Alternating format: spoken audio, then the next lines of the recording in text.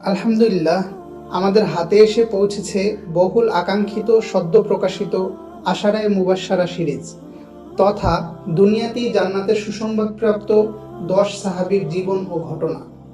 মিশরের প্রখ্যাত লেখক, মুহাক্কিক ও গবেষক শাইখ মোহাম্মদ আশরাফ আল ওয়াহশ রচিত দারুত তিবিয়ান প্রকাশিত এই বইটিতে উঠে এসেছে এমন 10 জন সাহাবীর জীবনী ও ঘটনা যারা দুনিয়াতেই পেয়েছেন জান্নাতের সুসংবাদ।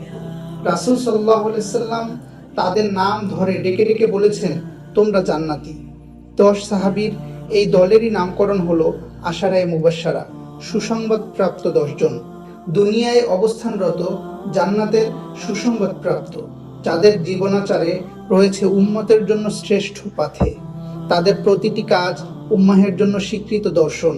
তাদের জীবনে রয়েছে এমন দর্পণ যা আমাদের জীবনকে করবে উজ্জ্বল, দীপ্ত, আভাময়। এই সিরিজটির প্রতিটি বই হার্ড কভার এবং প্রতিটি বইয়ের পৃষ্ঠা সংখ্যা 64 থেকে 80টি।